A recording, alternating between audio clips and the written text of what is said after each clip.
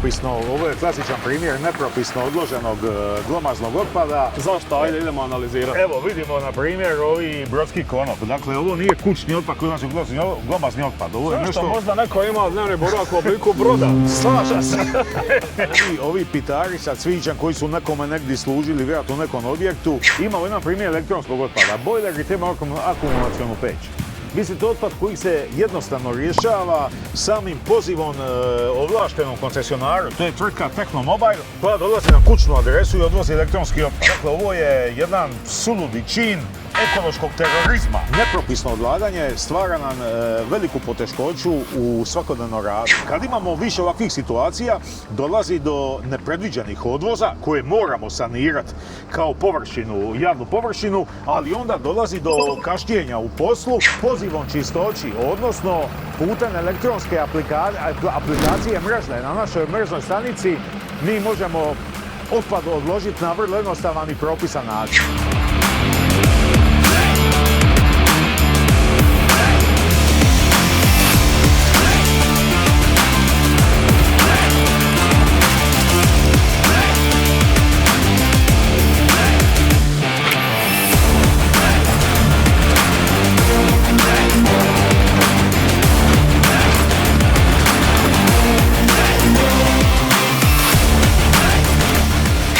I nakon 10 minuta prostor izgleda neprepoznatljivo. Očišćeno je, evo sad će još malo biti sve. Dobro, mene kao građanina koji doprinosi gradskom proračunu zanima do kada će se moj novac trošiti na ljude koji odlažu tamo gdje ne smiju.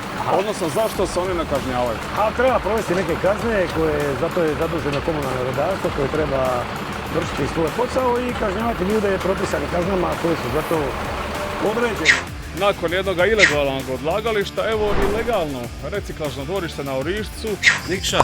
Nikša, dobar dan. Dobar dan. Šta ljudi najčešće odlažu na Orišcu? Pa najviše nam dolazi glomazni otpad, to su jogi, fotelje, tapecirani namještaj, drvo, elektronika, da, vidimo tamo. papir, građevinski materijal, praktički. Koje su ograničenja u količinama?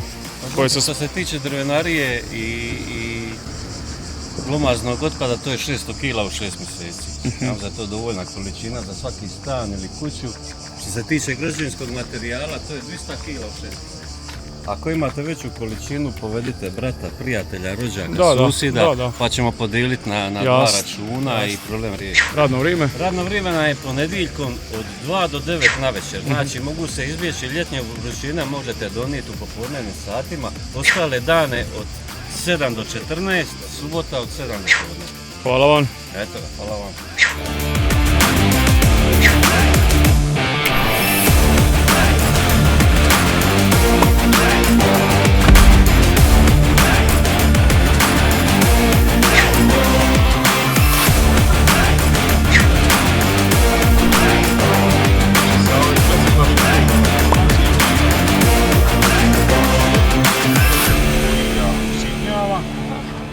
Evo, znači ovo je ovdje usitnjeno. Da.